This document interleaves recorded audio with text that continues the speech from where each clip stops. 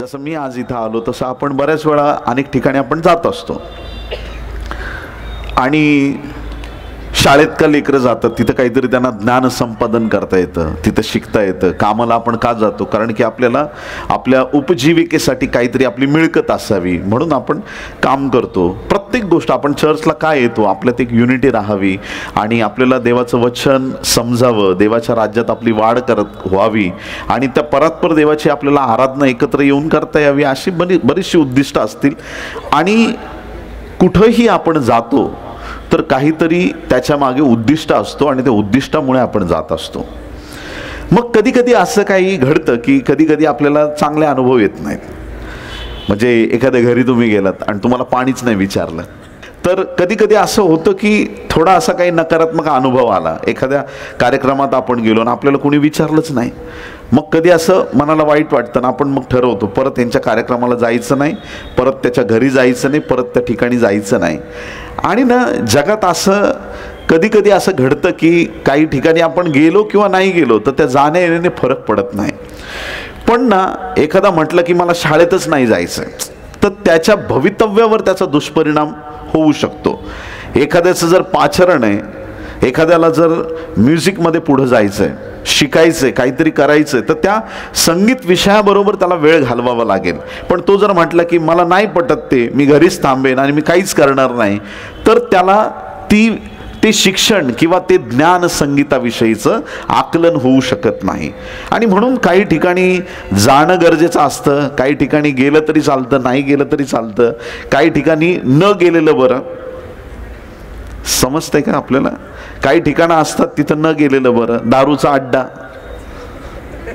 जीवनात खड्डा आहे की नाही, मग शेवटी सिमेंटरी जवळ आहे इकडे, प्रभूला धन्यवाद, मग शेवटचा तो खड्डा आहे की नाही. दारू पिणाऱ्यांची खूप मजा असते, आज ही बाटली उद्या ती बाटली, शेवटी सलाईनची बाटली. बाटल्या जीवनात बदलत राहतात. तर ना काही ठिकाणी जाणं गरजेचं असतं, काही ठिकाणी गेलं तरी चालतं, नाही गेलं तरी चालतं, काही ठिकाणी न गेलेलं बरं, अशी वेगवेगळी ठिकाणं आहेत. मग कधी कधी ना काय होतं की आपण देवाच्या राज्यात ज्यावेळेस येतो तर अनेकदा असं घडतं की देवाच्या बरोबर आपण चालत असताना किंवा हानोक कसं चालला देवाबरोबर तसं आपण देवाबरोबर चालायचा प्रयत्न करतो. प्रार्थना जीवन आपलं प्रबळ असतं, अतिशय उत्साहात आपण देवाच्या सामर्थ्यात वाढत असतो आणि मग त्या देवाच्या सामर्थ्यात वाढता वाढता सगळं काही छान असतं. परमेश्वर आपली वाढ करतो, देवाच्या कार्यात देव आपला वापर करून घेतो, आपल्या घरात आपण आनंदी असतो आणि सगळं काही एकदम छान चाललेलं असतं. अचानक एक दिवशी काहीतरी तब्येतीला होतं आणि डायरेक्ट रिपोर्ट येतात, तुला हा आजार झालेला आहे. आणि मग ज्यावेळेस ते ऐकलं जातं पायाखालची जमीन हादरून जाते. मी आयुष्यात कधी गोळी खाल्ली नाही, मला कधी हे झालं नाही, आता मी कसा आजारी पडलो, हे देवा माझ्या जीवनात हे संकट का आलं. कितीतरी लोक अशा अडचणींमुळे देवाबरोबर अबोला धरतात, प्रार्थना करायचं सोडून देतात. देवा तुला मीच सापडलो का, माझ्या जीवनातच हे संकट आलं का. हे असेल आर्थिक संकट, कदाचित अचानक रीतीने एखाद्यावरती ओढावू शकतं, कदाचित परीक्षेत अभ्यासात काहीतरी कुठं गडबड झाली, अपयश येऊ शकतं. जीवनामध्ये संकट येत आणि जात राहतात. तर ना कितीतरी वेळा जीवनात चढ उतार येतात, परिवारात चढ उतार येतात. जीवनात चढ उतार पाहिजे की नको? ECGची हार्टची लाईन असते ना, आता जे मेडिकल फील्डमधले असतील त्यांना लगेच कळेल, PQRST वेव्ज असतात आणि ते गडबडलं की सगळं गडबडलं. त्या वेव्ज ना खालीवर जात राहिल्या पाहिजे. फ्लॅट लाईन आली तर चालेल का? ज्याला चालत असेल त्याने हात वर करू नका. फ्लॅट लाईन म्हणजे गेला. ते चढ उतार ECG मध्ये पाहिजेत, तसे जीवनामध्ये पण चढ उतार पाहिजेत. ज्या वेळेस आपल्या जीवनातला सुकाळ असतो ना त्यावेळेस सगळे येशूचं नाव घेतात, देवाला धन्यवाद देतात.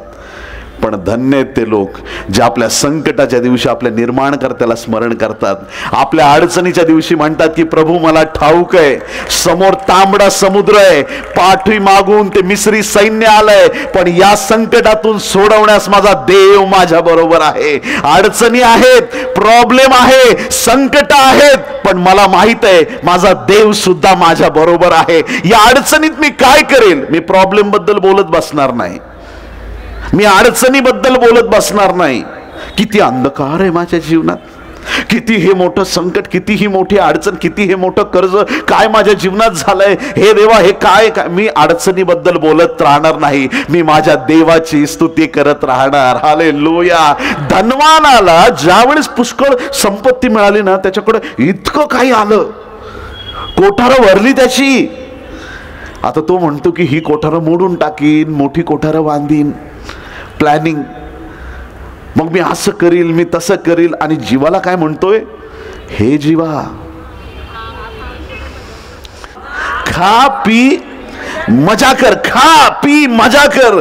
पण स्तोत्र करता दावीद राजा म्हणतो, हे माझ्या जीवा परमेश्वराचा धन्यवाद कर, हे माझ्या सर्व अंतर्यामा त्याच्या पवित्र नावाचा धन्यवाद कर, त्याने केलेले सगळे उपकार. आमेन. हालेलुया. तुमच्या जीवाला तुम्ही काय म्हणता हे महत्वाचं आहे. देवाच्या प्रिय लोकांनो, आमच्या या सगळ्या परिस्थितीत आम्ही टिकून राहिलं पाहिजे. मग कधी त्या दुःखात अडचणीत आपण जेव्हा देवाला सोडतो, त्यावेळेस ही 2 वचनं विसरू नका, जी होशेच्या पुस्तकात 6व्या अध्यायाच्या 1 आणि 2 वचनामध्ये लिहिलेले आहेत. ऐकताय तुम्ही सगळे? वाचू आपण. या होशे 6वा अध्याय 1 आणि 2 वचन. चला आपण परमेश्वराकडे परत जाऊ. सगळ्यांनी म्हणा चला. संदेष्टा होशे या ठिकाणी सांगत आहे, चला आपण परमेश्वराकडे परत जाऊ, कारण त्याने आम्हाला फाडले आहे व तोच आम्हाला बरे करील. त्याने आम्हाला जखम केली आहे व तोच पट्टी बांधेल. तो 2 दिवसात आमचे पुनर्जीवन करील. 3ऱ्या दिवशी तो आम्हाला उठून उभे करील आणि त्याच्या समोर आम्ही जिवंत राहू. आमेन. होशे जो संदेष्टा आहे, होशे 1:1 वाचलं तर कळेल आपल्याला. हिजकिया राजा म्हणा, उज्जिया राजा म्हणा, ही जी त्या पुरातन काळातले राजे होऊन गेलेले आहेत, हिजकिया, योथाम, आहाज आणि उज्जिया, आणि इस्रायलामध्ये यराबाम म्हणून राजा होऊन गेला. त्या राजांच्या काळामध्ये होशे नावाचा संदेष्टा होऊन गेलाय. पहिल्या अध्यायाच्या पहिल्या वचनातच ते लिहिलेलं आहे. मग हा होशे जो आहे तो अशा काळामध्ये संदेष्टा आहे की ज्या काळात लोक परमेश्वराला विसरले आहेत, लोकांनी देवाकडे दुर्लक्ष केलेलं आहे, लोकांना परमेश्वराचे मार्ग सोडून त्यांना चुकीच्या मार्गाने जायला आवडत आहे. काय झालं ना की ज्यावेळेस यांना इस्रायल प्रांत म्हणजे ती कनानची भूमी परमेश्वराने त्यांना देऊन टाकली. कधी? मोशेच्या काळात. ज्यावेळेस मोशे तर बाउंड्री पर्यंत आला, पण यहोशुआ आतमध्ये घेऊन आला, तर त्या काळात त्यांनी प्रवेश केल्यानंतर देवबापाने त्याला सांगितलं होतं की सगळी भूमी तुम्ही संपादन करा. पण त्यांनी काय केलं, सगळ्या कनानी लोकांना हाकलून दिलं नाही. ही चूक शाऊलाकडून पण झाली होती. वैराचा नाश करायला लावला, पण त्याने तो पूर्ण केला नाही. पण येशूला धन्यवाद द्या की तुमचा वैरी सैतान, याचं त्याने पूर्ण मस्तक ठेचून टाकलेलं आहे. सैतानाला त्याने कंप्लीट हरवलेला आहे. किती लोक आमेन म्हणणार आहेत? हालेलुया. त्याने पापाला, शापाला, सगळ्या बंधनांना, रोग आजार पीडांना 100% त्याने हरवलेला आहे. येशू विजेता आहे आणि त्याचा विजय त्याने आमच्या जीवनात दिला. पण ही चूक जी आहे त्या इस्रायल लोकांकडून झाली की त्यांनी सगळ्या त्या कनानी लोकांना काढलं नाही तिथून. मग आता कनानी लोकांची संस्कृती वेगळी होती, त्यांची संस्कृती वेगळी होती आणि त्यांना सत्य आवडत नव्हतं. ते असत्य मार्गाने जायचे. मग ह्या लोकांना बघून मजा वाटायची, अरे तुम्ही असं करता, आम्ही पण तुमचं करतो, काय असेल ते. आणि मग त्यांनी ह्या कनानी लोकांच्या पद्धती स्वीकारल्या आणि त्या काळामध्ये होशे नावाचा संदेष्टा होऊन गेला. आणि होशेला परमेश्वराने काही गोष्टी सांगितल्या. ते पुस्तक तुम्ही घरी जाऊन आरामशीर वाचा. पण थोडक्यात मी सांगेन की होशेला परमेश्वराने सांगितलं की या लोकांची मनं आता माझ्याकडे वळली पाहिजेत, परत एकदा आपण परमेश्वराकडे जाऊ, असा त्याचा संदेश आहे. किती लोक आमेन म्हणतील? परत जाऊ म्हणजे आधी परमेश्वराकडे होते, देवापासून दूर झाले आणि आता परत एकदा देवाकडे जाऊ. हालेलुया. जे लोक आपल्या समस्यांमुळे, अडचणींमुळे, परमेश्वराचा त्यांना विसर पडल्यामुळे जे देवापासून दूर झालेले लोक आहेत, अशा लोकांनी परत देवाकडे यावे, अशा प्रकारचा हा संदेश देवबापाने आज आपल्याला दिलाय. मग आता ह्या वचनाचा आपल्या जीवनामध्ये आपण आज हा अर्थ घेतला पाहिजे. कधी कधी काही लोक प्रभूमध्ये आल्यानंतर इतके उत्साही असतात, इतके उत्साही असतात, त्यांच्या टाळ्या अशा असतात, आजूबाजूचे 2-4 पडतील की काय त्यांना काही घेणं देणं नाही, एकदम उत्साही. त्यानंतर कमी होतात आणि नंतर पार इथपर्यंत येतात आणि नंतर तर मग जसं असं वाटतं की याला कुणीतरी बांधून ठेवलंय आणि मग तो हलत नाही, बोलत नाही. आणि काही लोकांच्या चेहऱ्यावर कंटिन्यू 12 वाजलेले असतात, काटा घड्याळाचा पुढं जातच नाही बिलकुल. असं वाटतं 12 वाजले आणि घड्याळाचा सेल संपून गेलाय. त्यांना हसता येत नाही, त्यांना बोलता येत नाही, त्यांच्या जीवनात काही रस नाही. आले तरी आणि गेले तरी काही झालं तर काही त्यांना उत्तरही देता येत नाही, त्यांच्या चेहऱ्यावर काही प्रतिसाद दिसत नाही. देवाच्या प्रिय लोकांनो, आज या पवित्र वचनाद्वारे आमच्या जीवनातला उत्साह जो हरवलाय तो परत आला पाहिजे. जे गिफ्ट्स देवाने आम्हाला दिलेले आहेत, गिफ्ट्स म्हणजे जे आत्मिक कृपादानं देवाने आम्हाला दिली आहेत, ती परत एकदा प्रज्वलित झाली पाहिजेत. जे तुम्ही देवाचे आराधना करणारे होते आणि तुम्ही आराधना करायचं सोडलंय, ती आराधना आम्हाला परत करायला सुरुवात केली पाहिजे. जे वचन सांगणारे होते पण त्यांनी वचन सांगायचं सोडून दिलंय, संडे स्कूल घेणारे होते पण आता ते लहान लेकरांकडे बघत पण नाहीत. ज्यांना जी सेवा दिली होती त्या सेवेतून, त्या देवाच्या कार्यातून, त्या प्रार्थना जीवनातून जे बाजूला झालेत, आजची रात्र त्यांच्यासाठी आहे. परत एकदा आपल्या देवाकडे येण्याची वेळ आहे. हालेलुया. परत एकदा आपलं जीवन देवाच्या सामर्थ्याने भरण्याची वेळ आहे. परत एकदा प्रभूकडे आमची पावलं वळणं गरजेचं आहे. परत एकदा देवाच्या सानिध्यात आम्ही येणं गरजेचं आहे. देवाच्या प्रिय संतगणांनो, होशे या शब्दाचा अर्थच आहे परमेश्वराने तारण केले, परमेश्वराने तारले. आणि ह्या पूर्ण पुस्तकाचा आशय तोच आहे की मनुष्याला परमेश्वरापासून सुटकेची गरज आहे, उद्धाराची गरज आहे. प्रभूकडे आम्ही काय यायचंय प्रियांनो? बरेच लोकांचं इंटेन्शन वेगळं वेगळं असतं. आम्हाला चमत्कार पाहिजे, आम्हाला हिलिंग पाहिजे, डिलिव्हरन्स पाहिजे, पैसा पाहिजे. देव सगळं तुम्हाला भरभरून देणार आहे. आमेन. सगळं देव तुम्हाला जे पाहिजे ते देव देणार आहे. पण फक्त असं म्हणू नका की मी फक्त आज येशूकडे ह्या कामासाठी आलोय. त्याच्याकडे यासाठी या, कारण की तो एकमेव योग्य असा परमेश्वर आहे. त्याच्याकडे यासाठी या की तुम्हाला त्याची ओळख झालेली आहे आणि तुम्हाला त्याचा गौरव करायचा आहे. हालेलुया. स्तुती आणि आराधनेमध्ये फरक आहे प्रियांनो. स्तुती आणि आराधनेमध्ये फरक आहे. आराधक बना. स्तुती करतोच आपण, पण आराधक, खरे आराधक बनलं पाहिजे. जे आत्मिक आराधक आहेत असं आराधनामय जीवन आमचं असणं गरजेचं आहे. स्तुती म्हणजे काय?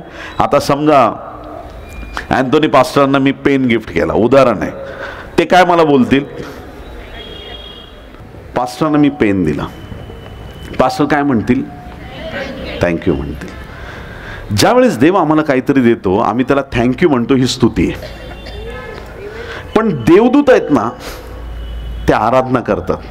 आराधना म्हणजे काय माहिती का? तुम्हाला काही दे नाही तर नका देऊ, तरी मी तुला धन्यवाद देत राहील, ती आराधना आहे. आणि देवाला सांगा मला तुझा खरा आराधक बनव. किती लोक आमेन म्हणतील? तू दे नाही तर नको देऊ, मला काही नाही मिळालं तरी माझा देव तूच असणार आहेस. हालेलुया. उद्या माझं सगळं जरी गेलं तरी मी देव बदलणार नाही. जरी माझ्या जीवनात काही राहिलं नाही तरी मी उजवी डावीकडे वळणार नाही. मी चुकीच्या मार्गाला जाणार नाही. काही लोकांच्या जीवनात यश संपादन नाही झालं, व्यसनाच्या मागे जातात, रागीट चिडचिडा स्वभाव होतो. आज आम्हाला स्वतःला लीन आणि नम्र करायची गरज आहे. सगळ्यात महत्वाची आणि मोठी गोष्ट आहे की आज आम्ही देव बापाकडं वळणं गरजेचं आहे. किती लोक आमेन म्हणतील? ज्यावेळेस देव तुम्हाला बोलवतो ना, ज्यावेळेस देव तुम्हाला वाचवतो, ज्यावेळेस तुम्हाला कळतं की माझा प्रभू जिवंत आहे, माझा देव महान आहे, ज्यावेळेस देवाची तुमची ओळख होते ना, त्यावेळेस ते आमचं देवाबरोबरचं नातं आम्ही घट्ट टिकून ठेवलं पाहिजे. हालेलुया. आपल्या जीवनात परत कधीच असा वेळ येऊ नये की आमच्या जीवनात आम्ही देवापासून दूर झालेलो आहोत. रोज आमचं त्याच्यावरचं प्रेम वाढत गेलं पाहिजे. रोज त्याची दया जशी आमच्यावरती नवी होते तसं आमचं ख्रिस्ताबरोबरचं नातं घट्ट झालं पाहिजे प्रियांनो. आणि मग जर एवढा आपल्यावरती दया करणारा, आमचे जीव प्राण वाचवणारा, आमच्यावरती एवढी कृपा करणारा जो परमेश्वर आहे, त्या परमेश्वराच्या सानिध्यात तुम्ही आणि मी टिकून राहणं गरजेचं आहे. हालेलुया. तो होशेचा संदेश आपल्यासाठी आहे. परत एकदा आपल्याला परमेश्वराकडे येण्याची गरज आहे. जर आम्ही जीवनातून कुठं इकडं तिकडं वळालेलो असू, जर जीवनामधून कधी देवाला विसरलो असू, जीवनातून कदाचित कधी ख्रिस्तापासून आम्ही परावृत्त झालेले असू, तर आज रात्री आम्हाला देवाने संधी दिली आहे की परत एकदा आम्ही त्याच्याकडे धाव घेऊया. काय ती फॅमिली प्रेयर पहिल्यासारखी चालू आहे का? काय आमचं जीवन अजूनही त्या देवाच्या सानिध्यात टिकून आहे का? रोज आम्ही देवाबरोबर चालत आहोत का? रोज आम्ही प्रार्थनामय जीवन जगत आहोत का? पवित्र शास्त्र आम्ही वाचत आहोत का? पवित्र जीवन जगत आहोत का? या सगळ्या गोष्टींचा आम्ही बारकाईने विचार केला पाहिजे. देवाने कुठल्या गोष्टीसाठी आम्हाला पाचारण केलेलं आहे, त्या पाचरणापासून आम्ही दूर झालो आहोत का? बऱ्याच लोकांचं पाचारण बदलत राहतं प्रियांनो. बोलो येशू मसीह की. आज ज्या कामासाठी देवाने बोलवलंय ना, ते काम जर आपण करणार नाही तर आमची सेवा व्यर्थ आहे. जेनू काम तेनू कराय, बीजा करे तो पछताय, है ना. जे काम ज्याचं आहे त्यांनी ते केलं पाहिजे. असंच देवाच्या राज्यात आहे. असंच अगदी तंतोतंत देवाच्या राज्यात आहे. जे काम देवाने आम्हाला सुपूर्त केले ते काम आम्ही केलं पाहिजे. त्या कामाकडे आम्ही लक्ष दिलं पाहिजे. मंडळीतला प्रत्येक व्यक्ती महत्वाचा आहे. प्रत्येक व्यक्ती महत्वाचा आहे. जे दिसतात फक्त बाहेरून, फक्त तेच महत्वाचे नाहीत. नाही तर लोकांनी मेंदू किलोवर विकले असते. जाऊ दे, नको मला हृदय, जाऊ दे 2 लाखाला यावर्षी एखादं काहीतरी काम करून घेतो. लोकांनी अवयव सगळे काढून विकले असते. प्रत्येक अवयव जसा महत्वाचा आहे तसा मंडळीतला प्रत्येक या ख्रिस्ताच्या शरीरातला भाग महत्वाचा आहे. काही लोक आयुष्यात कधीच पुलपिटवर आले नसतील, येत असतील, बसत असतील, त्यांची जबाबदारी पूर्ण करून चर्चमधून जात असतील, पण ते व्यक्ती पण प्रत्येक परिवार, प्रत्येक व्यक्ती देवाच्या राज्यात महत्वाचा आहे. कधीच स्वतःला देवाच्या राज्यात कमजोर आणि कमकुवत नाही समजायचंय.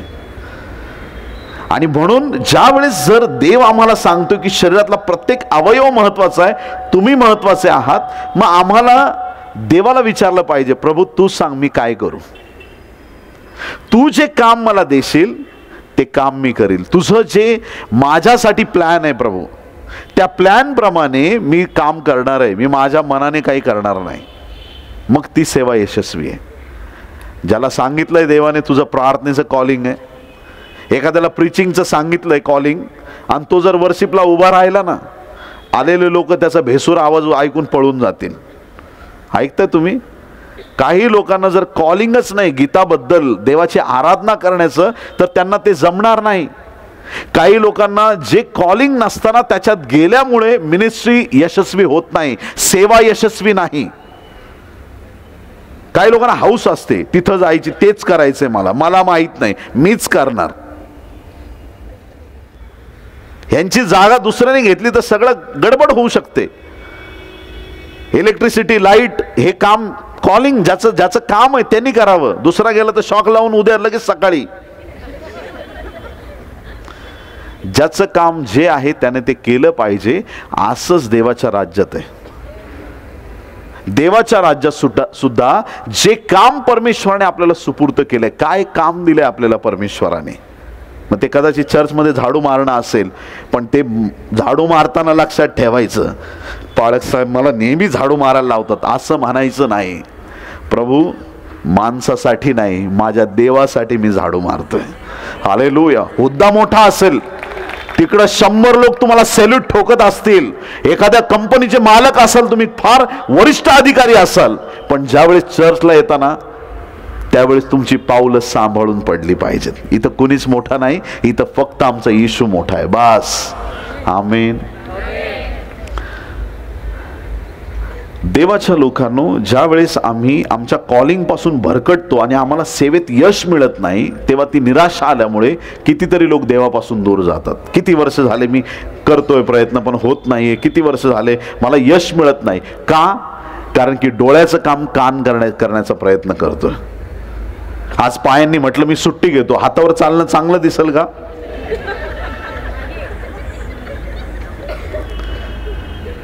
देवाने जे केलं ना ते सगळं चांगलं केलंय. किती लोक आमेन म्हणतील?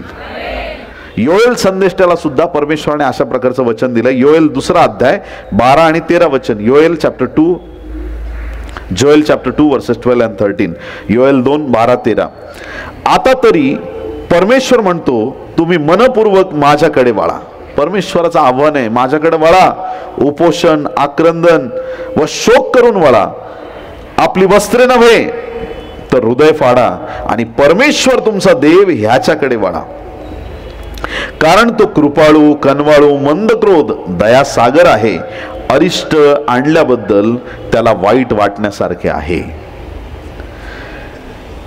विलापगीत 3 अध्याय 40 वचनामध्ये बायबलचं वचन सांगतं, चला आपण आपले मार्ग शोधू व तपासू आणि परमेश्वराकडे परत जाऊ. आमेन. परमेश्वराकडे परत जाऊ. आज कुठल्या स्थितीमध्ये आपण अडकलेले आहात, कुठल्या समस्यांनी त्रस्त आहात, कुठल्या अडचणींमधून जात असताना तुम्ही इतरांकडून मदतीची अपेक्षा करत आहात, तुम्हाला मार्ग दिसत नाहीये, पण आज रात्री ती वाट म्हणजे साक्षात येशू ख्रिस्त आहे. प्रियांनो, तो मार्ग येशू ख्रिस्त आहे. आज परत एकदा आम्हाला प्रभूकडे वळण्याची गरज आहे. परत एकदा देवाकडे येण्याची गरज आहे. एक दिवस काय झालं की येशू ख्रिस्त वाटेने चालला होता आणि ज्यावेळेस तो यरूशलेमेकडे जात होता, शमरोन आणि गालिल या प्रांतामधून त्याला जाण्याची वेळ आली.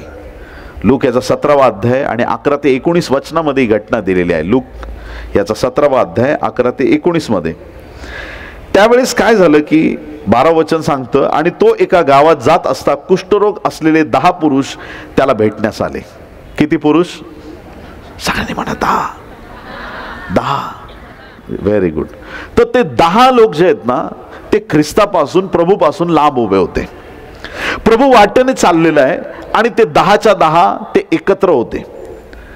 10 लोक एकत्र का आले? अचानक त्यांना कुष्ठरोग झाला ना, हाकलून त्यांना एकत्र केलं का? नाही. एक एक जण त्या गावांमधून बाहेर आला असेल, गावाने त्यांना बाहेर टाकलं असेल. घरचे म्हटलं असतील इथं राहू नको, समाज म्हटला असेल इथं राहू नको, याजकाने सांगितलं असेल इथं राहू नको, तू आता गावाबाहेर जा नाही तर तुझा रोग दुसऱ्यांना लागेल. हे कुष्ठरोग असलेले एक एक व्यक्ती गावाबाहेर जमा झाले आणि त्यांना ते समदुःखी असल्यामुळे, एक म्हण आहे, birds with same feather sit together. ज्या पक्ष्यांचे पंख सारखे असतात ते सगळे एकत्र बसतात, तसंच हे सारख्या आजाराने, सारख्या समस्यांनी त्रस्त असलेले 10 लोक एकत्र राहू लागले. एकत्र राहता राहता त्यांचं जीवन ते तशाच प्रकारे जगत होते आणि एक दिवशी त्यांच्याकडे आशेचं किरण आलं. एक दिवशी त्यांना ही जाणीव झाली की या वाटेने प्रभू येशू ख्रिस्त चाललेला आहे. हालेलुया. त्यांच्या जीवनात एक उत्तम संधी त्यांना प्राप्त झाली. त्यांच्या जीवनामध्ये एक अशी वेळ आली की त्यांना ख्रिस्त येशू त्यांना समोरासमोर त्याला पाहता आलं. आणि मग हे कुष्ठरोगी 13व्या वचनात सांगितलंय, ते दूर उभे राहून मोठ्याने ओरडून म्हणाले, अहो येशू, गुरुजी, आमच्यावर दया करा. त्यांनी विनंती केली. 10च्या 10 ओरडत होते, येशू, गुरुजी, दया करा. आजपर्यंत आवाज कशासाठी वर गेला असेल त्यांचा? पैसे द्या, कपडे द्या, चप्पल नाहीये पायात, पायतन द्या, काहीतरी द्या, हे द्या, ते द्या. पण त्यांना माहीत होतं हे जे येणारे जाणारे बाकीचे आहेत ते त्यांच्या खिशातून एखादी मदत करतील, पण ज्यावेळेस येशू आलेला आहे, हा आमच्या शरीरात बदल करण्याचं सामर्थ्य ठेवतो. हालेलुया. हा आम्हाला आरोग्य देऊ शकतो, हा आमचा रोग काढू शकतो. त्यांनी त्याला विनंती केली प्रभूला की आमच्यावरती दया करा. आणि मग देवाच्या प्रिय लोकांनो, येशू ख्रिस्ताने त्यांना म्हटलं, तुम्ही जाऊन स्वतःच याजकांना दाखवा. काय म्हटलं? तुम्ही जाऊन स्वतःच कोणाला दाखवा? याजकांना. ज्याने तुम्हाला बाहेर काढलं परत जाऊन त्याला भेटा. किती लोक आमीन म्हणतील? हालेलुया. मला तुम्हाला एक गोष्ट सांगायची आहे. याजक असा हा शेवटचा व्यक्ती होता. घरातले कुणीतरी बघितलं कुष्ठरोग झालाय, शेजारच्यांनी बघितलं, पण शेवटी ह्याला हा आजार आहे ठरवणार कोण? बायबल प्रमाणे याजकच म्हणणार, चेक करणार. त्या काळातले तेच डॉक्टर, तेच सायंटिस्ट, सगळे तेच याजकच होते. हा, तुला आजार झालाय, कन्फर्म आहे, चल हो बाहेर. तू ज्या याजकाने तुला बाहेर काढलंय त्याच्याकडे तू परत जा, कारण तोच तुला परत आता आतमध्ये घेणार आहे. देवाच्या प्रिय लोकांनो, जिथं तुम्हाला अपमानित होण्याची वेळ आली होती, परमेश्वर तिथंच तुमची मान उंच करणार आहे. किती लोक आमेन म्हणणार आहेत? ज्या गोष्टीत तुम्ही मागे होते, ज्या ठिकाणी तुम्ही अपयश पाहिलं, जिथं तुम्हाला दुःख मिळालं, त्याच गोष्टीत परमेश्वर आज नंतर तुम्हाला उंच करायला सुरुवात करणार आहे. जिथं तुम्ही अडचणीत होते, ज्या लेकरांना गणित अवघड होता, त्याच विषयाकडे जास्त लक्ष द्या. प्रभू तुम्हाला त्याच्यातच अधिक हुशार करणार आहे. कठीण काय होतं, प्रभू त्यामध्ये तुम्हाला यशप्राप्ती देईल. त्याच याजकांकडे जा ज्यांनी तुम्हाला बाहेर हाकललं होतं. ओके प्रभू, ओके, थँक्यू, थँक्यू. चाललो आम्ही. ते जसे वळाले 10च्या 10, चला लवकर. कुठं जायचंय? याजकाकडे जायचं. त्यांचं पाऊल पुढं पडतंय, तसं त्यांच्या बॉडीमध्ये हिलिंग चालू झालं.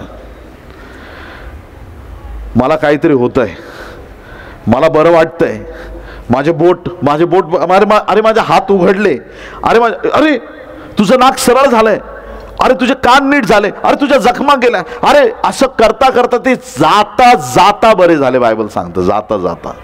येशू जे सांगतो ना ते ऐका. ते ऐकलं ना, चालता चालता त्या मार्गात तुम्हाला यशप्राप्ती घडत जाईल. हालेलुया. जसं प्रभूचं आम्ही ऐकतो, त्या शब्दांकडे ज्यावेळेस आम्ही कान देतो, त्यावेळेस आम्ही त्याचं ऐकल्यामुळे आमच्या जीवनात चमत्कार घडतात. या 10 कुष्ठरोगांनी येशूला पाहिलं, ते बरे झाले नाहीत. येशूशी बोलले तरी ते बरे झाले नाहीत. येशू त्यांच्याशी बोलला तरी ते बरे झाले नाहीत. फक्त त्याने बरं होत नसतं, येशूचे शब्द ऐकून जे पाऊल उचलतात त्यांच्या जीवनात आशीर्वाद मोकळे केले जातात. हालेलुया. या 10 कुष्ठरोग्यांनी पावलं उचलली, याजकाकडे निघाले आणि बायबल सांगतं जाता जाता ते बरे झाले. मग एक मोमेंट अशी आली, आपण सगळे बरे झालोय.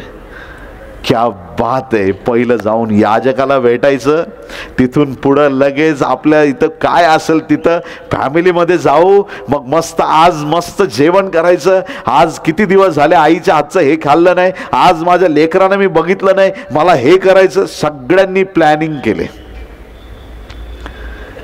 पण एकाचं प्लॅनिंग जरा वेगळं होतं. ज्याने मला बरं केलंय, मी परत त्याच्याकडे चाललोय. किती लोक आमेन म्हणणार आहेत? हालेलुया. हे जे थँक्स गिविंगचं नेचर आहे ना, ते आपल्यात डेव्हलप झालं पाहिजे.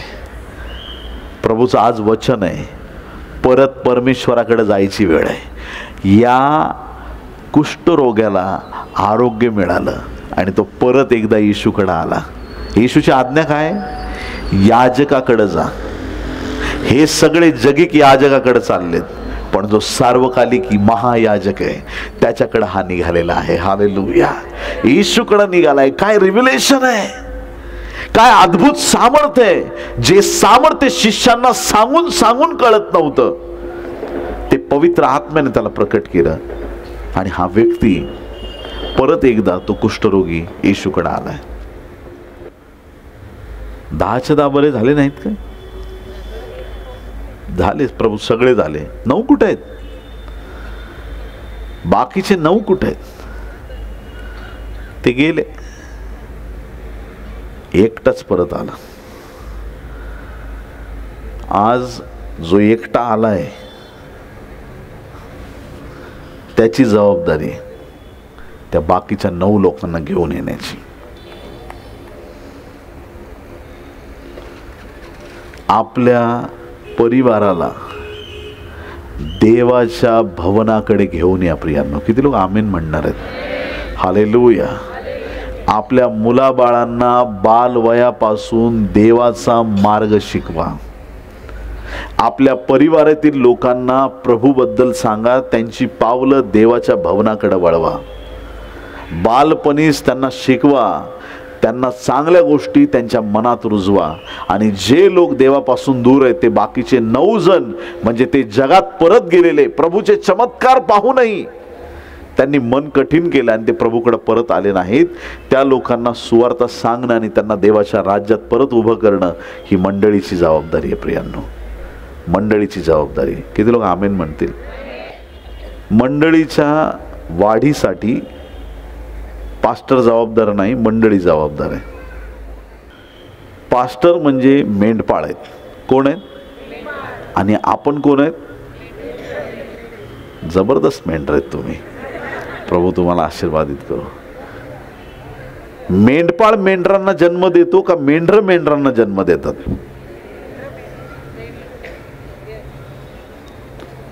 इथं काही वेगळं आहे चंद्रपूरमध्ये? बोला ना. मेंढरच मेंढरांना जन्म देतात, मेंढर मेंढरांची संख्या वाढवतात, मेंढपाळ नाही वाढवत. मेंढपाळाची जबाबदारी आहे कळपाची काळजी घेणं, पण मेंढर मंडळीत घेऊन येणं ही मंडळीची जबाबदारी आहे. आज प्रत्येक विश्वासणाऱ्याची जबाबदारी आहे की जे लोक देवाच्या राज्यापासून भरकटलेत त्यांना हा संदेश द्यायचा. होशे 6:1-2 प्रमाणे चला आपण परत परमेश्वराकडे जाऊ. आमेन, हालेलुया. हा एकटा आला परत. परमेश्वराची स्तुती असो. दुसरे राजे 4थ्या अध्यायामध्ये घटना दिलेली. एक स्त्री आहे त्या ठिकाणी. त्या स्त्रीचा नवरा मरण पावलाय. आता नवरा मरण पावलाय, तिला 2च मुलं आहेत आणि नवऱ्याने जाताना एक असं काम केलं की त्याच्यामुळे ती स्त्री प्रॉब्लेम मध्ये आले. जाताना कर्ज करून गेला. काही लोक जाता जाता चांगले कामं करून जातात आणि काही जाता जाता कर्ज करून जातात. त्याच्यापैकी हा असा होता की तो कर्ज करून गेला. संदेश त्याच्या शिष्यापैकी तो एक होता. आता कर्ज केलं तर सावकार येणार ना घरी, का बँक सोडून देते? बँकवाले घरी येणारच. पैसे कुठे आहेत? पैसे टाक. जे सावकार आहेत ज्यांच्याकडून कर्ज घेतलंय ते येणारच. ते आले घरी, पैसे दे, नाही तर तुझ्या 2 मुलांना घेऊन जाईल आणि त्यांना गुलाम करील. स्त्री घाबरली.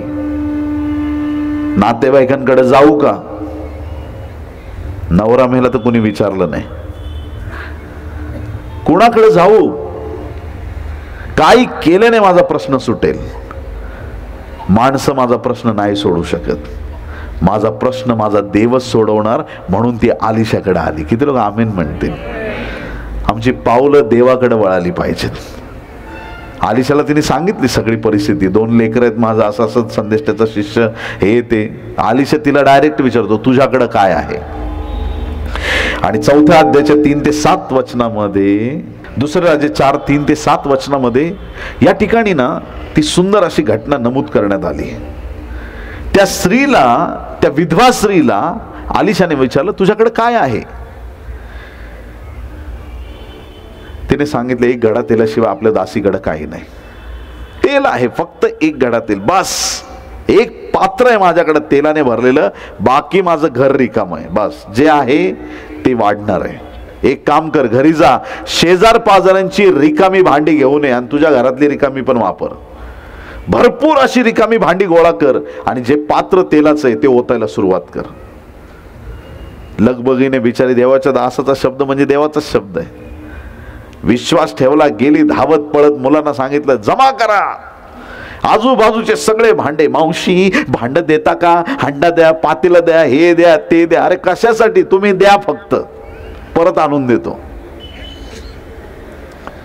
सगळ्या शेजाऱ्यांची पात्र त्यांनी गोळा केली. अख्ख्या घरात त्यांनी पात्रच पात्र, सगळीकडे राशी लागल्या असतील त्या पात्रांच्या. बरं ठीक आहे, स्त्रीने ओतायला सुरुवात केली आणि जसं ते पात्र भरायचं, लेकरं उचलायचे, बाजूला नेऊन ठेवायचे. भरलं की बाजूला, भरलं की बाजूला, भरलं की बाजूला, आणखीन एक, आणखीन एक, पटकन द्या, अजून एक द्या, ओतत राहिली, ओतत राहिली. आणि एक मोमेंट आला, ती म्हटली द्या ना पात्र पटकन. लेकरं म्हणतात आई जरा आजूबाजूला बघ. 1 पण पात्र शिल्लक राहिलेलं नाही, सगळी भरली. प्रभू करो आपल्या चर्चमध्ये अशी स्थिती येऊ. सगळे रिकामे पात्र देवाच्या वचनांनी भरले जावत, देवाच्या सामर्थ्याने भरलं जावत, देवाच्या कृपेने भरले जावत. प्रत्येकाच्या घरात देवाचं सामर्थ्य उतरून येऊ. एक एक व्यक्ती आत्म्याने पेटला जावं. सगळी पात्र तुडुंब भरली. एखादी गोष्ट ज्यावेळेस आपल्याला प्राप्त होते, आपण लगेच ठरवून मोकळे होतो की आता मी असं करणार आहे.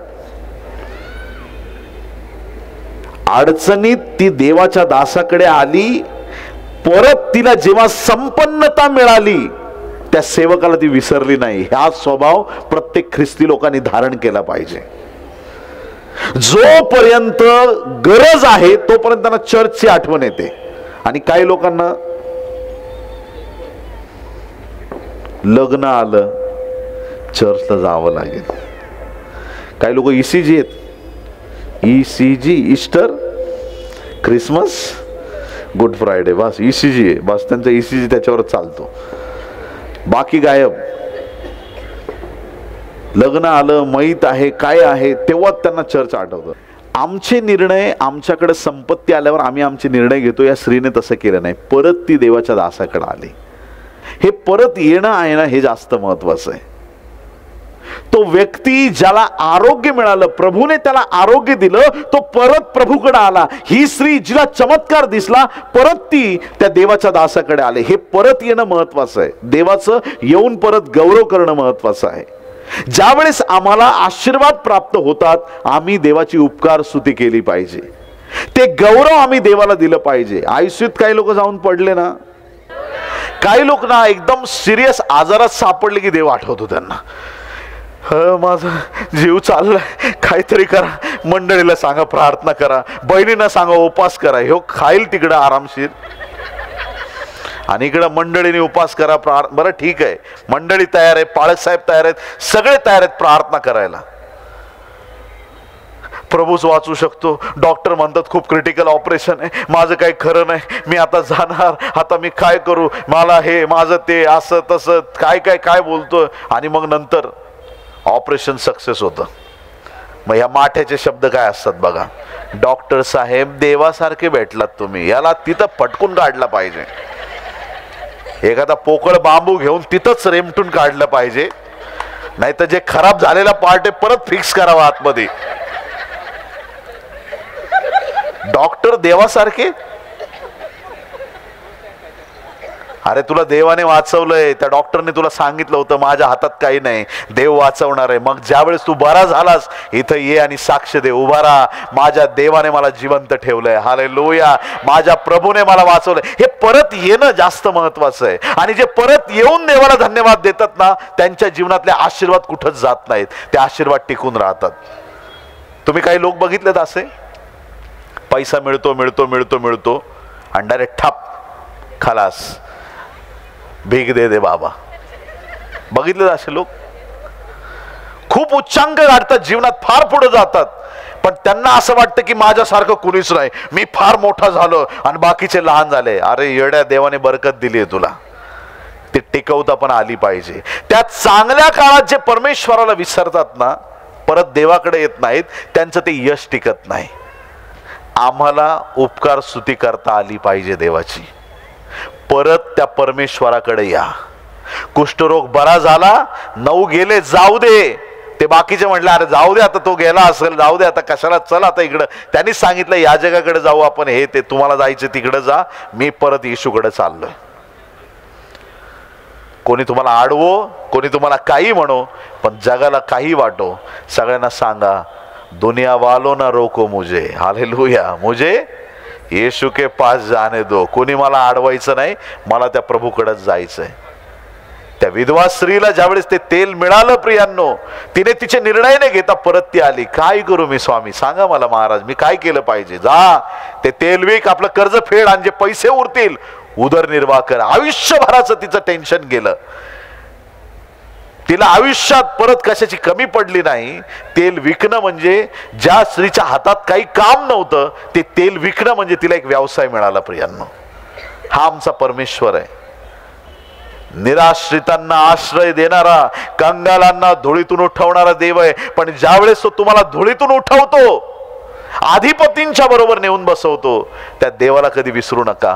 परत त्या परमेश्वराकडे आम्ही येण्याची गरज आहे. किती लोक आमेन म्हणणार आहेत, हालेलुया. सर ते शेवटी लूक याचा 15वा अध्याय, आणि त्याच्यामध्ये 3 महत्वाची उदाहरणं दिलेत. त्याच्यात 3 उदाहरणं म्हणजे 100 मेंढरापैकी 1 मेंढरू हरवलं. म्हणजे किती टक्के हरवलं, 1% हरवलं. दुसऱ्या उदाहरणामध्ये 10 नाणी होती, त्याच्यातलं 1 नाणं हरवलं, म्हणजे 10% हरवलं. आणि तिसऱ्या उदाहरणामध्ये 2 पुत्र होते, घर सोडून गेला, किती टक्के लॉस झाला, 50% देण्यात आलं, किंवा 50% तो एक काय म्हणता येईल की तो 50% बापाचा लॉस आहे. 2 मुलापैकी एक गेला. पण आमचा स्वर्गीय बाप, त्याला एकच पुत्र आहे, तो एकुलता एक दिला. त्याच्या सारखं देणारा कुणीच नाही प्रियांनो. किती लोक आमेन म्हणतील? तर यापैकी लूक 15 अध्याय 17 ते 24 वचनामध्ये उधळ्या पुत्राचा जो दाखला आहे, बापाकडून त्याने संपत्ती घेतली आणि उधळ्या पुत्र त्या ठिकाणी निघून गेला. संपत्ती सगळी उडवली आणि इतकी त्यांनी खर्च केला, इतका खर्च केला, चैनबाजी केली, खर्च केला आणि बापाने कष्टाने कमवलेले पैसे मुलगा उधळून बसला. मग त्यात काळात दुष्काळ पडला. मग दुष्काळात आता करायचं काय? बापाकडचे तर पैसे संपले. मग त्या देशात एक चांगला माणूस होता, सद्ग्रस्त असेल बिचारा, त्याला तो चिकटून राहू लागला. मग त्याला डुकरं सांभाळण्याचं काम मिळालं उधळ्या पुत्राला. मग त्याची एक अपेक्षा असायची, ते डुकरं काय खातात ते खाण्याची त्याला अपेक्षा लागली. अशी इतकी वाईट परिस्थिती त्याच्यावरती आली. एकच फक्त चुकलं त्याचं की त्याने बापाला सोडायला नको होतं. किती लोक आमेन म्हणतील? 5वी आज्ञा काय? आपल्या बापाचा व आईचा मान राख. त्यांनी मान नाही राखला आणि जे आज्ञा मोडतात त्यांच्या जीवनात संकट येतात. त्याच्यावरती एवढी वाईट परिस्थिती आली आणि मग बायबल सांगतं 17 वचन लूक 15:17, नंतर तो शुद्धीवर येऊन म्हणाला, माझ्या बापाच्या कितीतरी मोलकऱ्यांना भाकरीची रेलचेल आहे आणि मी येथे भुकेने मरतो आहे. उधळ्या पुत्राला बापाची आठवण आली म्हणून तो परत गेला नाही, खाण्यासाठी परत गेलाय. वाचा 10 वेळा ती वचनं, मग तुम्हाला लक्षात येईल. आपल्याला असं वाटतं की उधळ्या पुत्राला पश्चाताप झाला, बापरे माझा बाप वाट बघत असेल, या वयात या वृद्ध बापाला मी त्रास दिला, मी फार चुकीचं वागलो म्हणून मी बापाकडे चाललोय. नाही, त्याला खायला कमी पडलं, त्या दिवशी त्याला आठवण आली आणि मग तो म्हणतो की माझ्या बापाच्या घरी म्हणजे मोलकरांना अन्न आहे पण मला मिळत नाहीये. मी बापाकडे जाईल आणि बापाला सांगेन की बाबा माझा स्वीकार करा. मी उठून आपल्या बापाकडे जाईन व त्याला म्हणेन, बाबा मी स्वर्गाविरुद्ध व तुमच्या विरुद्ध पाप केले आहे. आता तुमचा मुलगा म्हणून घ्यायला मी योग्य नाही. आपल्या एका मोलकऱ्याप्रमाणे मला ठेवा. मग तो उठून आपल्या बापाकडे गेला. तो दूर आहे, तोच त्याच्या बापाने त्याला पाहिले. त्याला त्याचा कळवळा आला आणि धावत जाऊन त्याच्या गळ्यात गळा घालून त्याने त्याचे मुके घेतले. मुलगा काय सांभाळत होता? उधळ्या पुत्र डुकरं सांभाळत होता. आता जो रात्रंदिवस डुकरांबरोबर आहे त्याचा अवतार काय झाला असेल? सुटबुटात असेल का तो? हा, बरोबर बोललाय सिस्टर. जसा त्या जनावराचा अवतार आहे तसाच त्याचा पण अवतार झाला असेल. असा अवतार घेऊन बापाकडे गेलाय. पण बाप म्हटला का आधी आंघोळ कर, आधी फ्रेश हो. बाप तुझ्या कपड्यावर नाही रे, बाप तुझ्यावर प्रेम करतो. तुझी दुर्गंधी आली तरी बाप तुला मिठी मारतो. तुझ्या जीवनातल्या सगळ्या अडी अडचणीत जग तुला सोडेल पण बाप तुला सोडणार नाही. तू चुकलास, बापाची संपत्ती घेतली, तू गेला, तुझ्या मनासारखं वागला, पण बापाचे हात नेहमी तुझ्यासाठी उघडे आहेत. वधस्तंभावर त्याचे हात पसरलेले आहेत. आजही तो वाट पाहतोय त्याच्या लेकरांची, कधी माझी चुकलेली मेंढर माझ्याकडे येतील, कधी माझे लोक परत माझ्याकडे येतील. उधळा पुत्र परत आला, तो कुष्ठरोगी परत आला आणि ज्या स्त्रीचं सगळं संपलं होतं, कर्जबाजारी झाली होती, ती स्त्री परत एकदा देवाच्या दासाकडे आलेली आहे. आज या वचनाच्या द्वारे आज देवबाप आपल्याशी बोलत आहे. आज आम्हाला परत एकदा प्रभूला समर्पण करायचंय. जिथून आम्ही देवापासून दूर गेलो होतो परत आम्हाला प्रभूकडे वळायचंय. किती लोक आमेन म्हणतील? पहिली प्रायोरिटी देवाच्या राज्याला द्या. आमेन. जे लोक चर्चला वेळेवर येतात, जे लोक चर्चला वेळेवर येतात ना, ते दाखवतात की देवा बघ माझं तुझ्यावरती प्रेम आहे. हालेलुया. आणि जे कॅज्युअली कधी पण येतात, 4 गाणे संपले, संदेश चाललाय, काय काय शेवटच्या प्रार्थनेत डोळे चोळत येतात. आणि लोकांना विचारलं ना चर्चला का नाही आले, कारण एवढे अफाट असत ना. पाणी आलं होतं, अचानक पाहुणे आले. अरे मग पाहुण्यांना काय ॲलर्जी आहे का? चर्चला घेऊन ये ना त्यांना. पण इथं आले काय मरतील काय ते? पाहुणे आले तर काय काय प्रॉब्लेम आहे? पाहुणे आले हे ते प्रभूची त्या उपस्थितीचा अनुभव घेणं फार गरजेचं आहे. काही महाभाग असे आहेत की मला काय नाही, माझा देव घरी पण भेटल. देवाच्या प्रिय लोकांनो, येशू ख्रिस्त स्वतः मंदिरात गेलेला आहे. येशू ख्रिस्त वारंवार मंदिरात गेलाय. जर तो मंदिरात जातो, आपण पण मंदिरात गेलं पाहिजे. आपण त्याच्या उपस्थितीचा अनुभव घेतला पाहिजे. आमची पावलं देवाच्या वचनाकडं वळाली पाहिजेत, देवाच्या सामर्थ्याकडे आम्ही वळालो पाहिजेत. आमची पावलं देवाच्या राज्याकडे वळाली पाहिजेत. आम्ही परत एकदा देवाकडे येणं गरजेचं आहे. आज एक मनात पक्का निर्णय करूया, प्रभू आज माझं जीवन मी तुला समर्पित करत आहे. आणि प्रभू मला तुला धन्यवाद द्यायचा आहे की मला तुझी ओळख झालेली आहे. आज रात्री एक पक्का निर्णय घ्या की आज प्रभू मी तुझ्याकडे येत आहे. आमेन. प्रेमळ देवा, येशूच्या नावात आज आम्ही तुझ्या चरणाशी येऊन प्रार्थना करतो. प्रभू आज तुझ्या लेकरांनी तुझ्या पुढे समर्पित झालेले आहेत, तुझ पुढे प्रभू नतमस्तक झालेत आणि समर्पण केलंय. प्रभू प्रत्येक तुझ्या दासदासींना तुझ्या आशीर्वादाने तू भर. जसा तो उधळ्या परत आपल्या बापाकडे आला, जसा तो कुष्ठरोगी परत एकदा प्रभू तुझ्याकडे येऊन त्याने तुझ्या चरणाशी तो नतमस्तक झाला, ती विधवा स्त्री परत आलिशाकडे आली म्हणजे साक्षात प्रभू ती तुझकडेच आलेली आहे तुला गौरवण्यासाठी.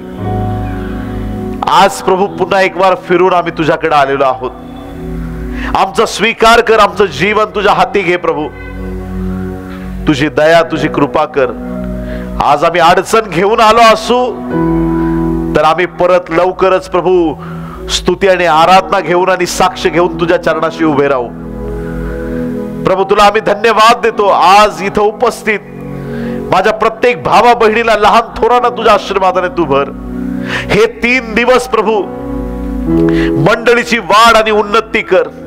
या ठिकाणी प्रभू चर्चला ज्या अडचणी आहेत, जे प्रॉब्लेम्स आहेत, या 3 दिवसात त्याबद्दल आम्हाला तू उत्तर दे प्रभू. तुझा दैवी चमत्कार कर. ही भूमी आशीर्वादित कर. या सभांच्या द्वारे मंडळी संजीवित होऊ दे प्रभू. अनेक आत्म्यांची तुझ्या राज्यात भर पडू दे आणि प्रभू तुझा अद्भुत आणि महान गौरव प्रकट होऊ दे. पित्या तुला आम्ही धन्यवाद देतो. आमची प्रार्थना ऐकली.